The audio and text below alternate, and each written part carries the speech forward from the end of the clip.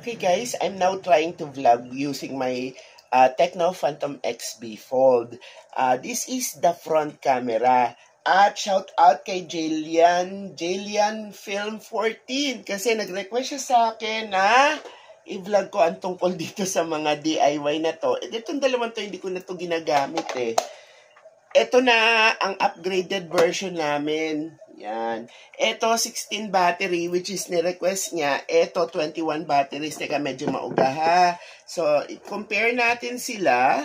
Hindi ko ngayon ito one disadvantage of using the Phantom V Fold. Hindi mo siya mailagay doon sa conventional na lalagyanan ng cellphone for vlogging, ewan ko tawag dito. Yan, yung parang pwede mo siyang i-adjust. So, I'm using actually is yung parang stand lang ng cellphone as of now. Kasi, kaya hindi siya mailagay kasi mas makapal siya than the usual if you're going to use the front camera. Later on, I'm going to use the inside camera. And then finally, I will use the main camera or yung nasa likod na camera. Okay? So, ito yung first na DIY na binili ko. Magkano lang naman ito? This cost me, pero matandaan na ito eh. Ilan lang battery nito? I guess siguro 8 lang ang battery nito or 10 or something like that kasi ito 12 eh. So, ito, kasi wala pa yung mga ganito kalalaki dati, ginagamit ko to as a support para sa mga yung internet na access ko, like yung portable na wifi gadget. Dito ko nilalagay yung kapag malulubat na kasi pwede mo tanggalin ang battery nun tapos erekta mo siya dito. So ito yung parang nagiging battery niya. Ang gamit kong battery dito ever since laging Choco na LG. Then, nag-upgrade ako kasi kailangan ko ng battery para sa rechargeable speaker na ginagamit ko pang audio block doon sa aking mga kapitbahay dito na napakalakas magpatugtog. Natural, nalolobat yung battery ng rechargeable na speaker. So, ito naman yung binili ko para gamitin na para doon sa speaker na rechargeable ko sa labas. And then, ang ginawa ko, yung speaker na yun, narekta ko na, ginawa ko na talagang USB powered. So, hindi ko na problema yon. So, eto, parang na-phase out na naman. But anyway, itong dalawang ito, the usual lang naman ito. Ito, medyo low-tech pa yung kanyang USB kasi pa to, yung A pa to eh. Ito, B at saka C. So, mas high-tech na ito. Napansin ko lang na yung mga gadgets o yung mga ilaw na dating mga luma na hindi gumagana sa C at saka dito sa D. May D na ata tayo ngayon, B or something. Basta, ang gumagana lang sila dito sa, kaya hindi ko ito matapon-tapon kasi baka gamitin ko pa rin ito. Anyway, stop muna ako. Then, itry naman natin mag-vlog using the inside camera. Okay?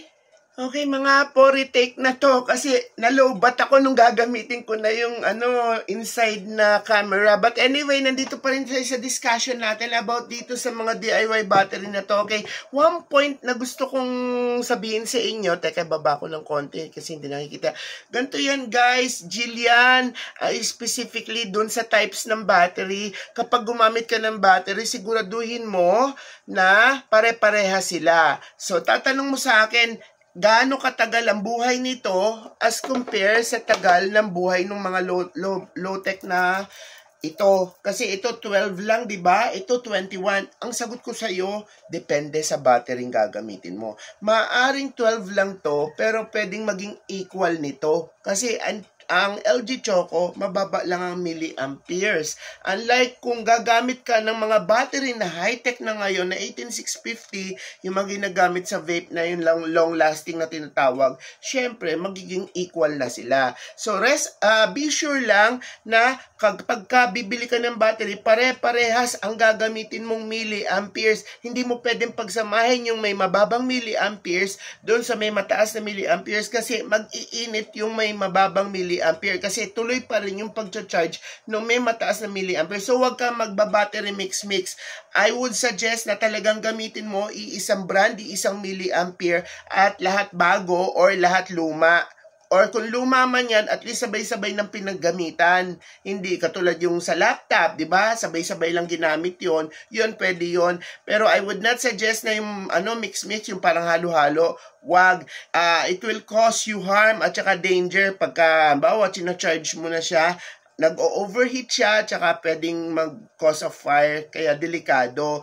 Kaya, please be warned na talagang dapat pare-parehas ang milliampere. So, I hope nasagot ko na yung tanong mo kung ano yung mas matagal ang buhay. So, talagang nakadepende sa battery na bibilhin mo. Okay, gamitin naman natin guys yung pinakalikod na camera, yung 50 megapixels, okay? I am now using yung pinaka main camera ng Tecno Phantom V Fold. Ito yung nasa likod, yung 50 megapixels or something like that.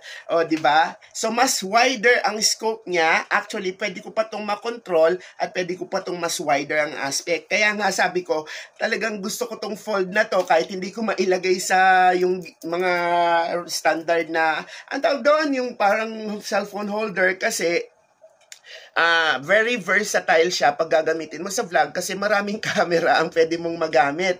Yung harap, yung loob, at saka yung nasa likod, lahat yan pwede mong magamit sa pagva-vlog. But anyway, balik tayo dito. Si Jillian, nakalimutan ko na naman pangalan, si Jillian Film 14. So, I hope na na-fulfill ko yung wish mo at naipaliwanag ko ng maayos. Remember, when you're dealing with batteries, lalo na 18650, lithium battery yan, darling ha, it has a tendency to explode or to overheat or to harm you. Kaya kapag gagawa ka niyan, you better do it outside and be sure that the polarity is right and correct. Never mix battery na old at saka new. Kailangan pag gagawin mo siya talagang lahat new or lahat old. Okay? Ngayon, ang pagkakaiba nitong mga new na to, dito sa mga old na to, yan. Ito kasi, kaya medyo nakakailang na gamitin. Kung mapapansin mo, tingnan mo, panay gas-gas na yan, oh. Kasi bago mo ito mabuksan, kailangan sungkitin mo, tapos mag-click-click yan pag isasara mo. Ayun, nag-click, di ba? Kasi nakabukas siya. Para mabuksan mo ulit yan, kailangan sungkit-sungkitin mo. Kaya ayan, gas-gas na. Pero hindi ko naman na kasi ito gagamitin. Ganon din tong isang ito. Hindi ko nga sinara nakabukas pa siya, oh. Pero hindi ko kasi sinara kasi ang hirap-hirap yung sungkitin para mabuksan. Pero yung mga bagong labas ngayon, katulad nito, nagsaslide na lang siya. Pwede mo na siyang buksan anytime. Yan. Yan, tayo. O, nabubuksan mo na siya, so makikita mo na yung battery sa loob, okay? Pwede mo siyang malinis or something kung may gusto kang i-change, at least mas accessible na yung battery sa loob. Ito naman, darling, may tornilyo siya. Ayan, may maliliit siyang tornilyo, so madali na rin ma-access yung battery sa loob na hindi mo naman kailangan magpakahirap, magsungkit-sungkit pa para mabuksan siya. Yun nga lang, ito ang binigay ko kay ate kasi baka malay mo mabagsak or what, at least nakatornilyo siya. Ito kasi parang feeling ko, since sliding siya, pag nabagsak siya, parang madali siyang mag-release. Kaya ito ang ginagamit ko. At saka ito may ilaw to. Yan. Yung ilaw niya hindi katulad ng dating ilaw na, ayun, parang LED lang sa lighter. Ang ilaw nito medyo high-tech na rin. Parang sa cellphone na rin. So, maliwanag ito. Kaysa, as i-compare dun sa ano, ayan, oh. Yan. So, parang magagamit mo na talaga siya. Actually, itong dalawang ilaw na to, pag nag-brown out dito sa bahay ko, kaya nang paliwanagin yung almost yung itong buong kwarto ko na to. Kaya na nitong paliwanagin. Hindi naman sobrang liwanag. Well, at least makikita mo yung paligid. Makakapagwalis-walis ka, makakilos ka ng maayos. Excuse me. Kaya I hope na natulungan kita at naipaliwanag ko sa iyo ng tama. Jillian, shout out sa iyo. And if you like this kind of video na nagtatry mag-vlog ang lola gamit yung iba't ibang uri ng cellphone at saka nagpapa-explain kayo ng mga item na previously na na-vlog ko na, please do like, share, and subscribe to your lola's channel and hit that notification button just in case na gusto nyo lagi nyo nakikita yung mga vlog ng lola. Kasi alam mo naman, wala naman tayong chika-chika at wala tayong kakikay-kikay sa pagba-vlog. It's just my natural way of explaining things. Okay, maraming salamat mga Apple. Pag nasa ibang platform kayo, remember, it's always your at Lola Bong Lim. It's always your Lola with an H, Lolah Bong Lim. Maraming salamat ulit.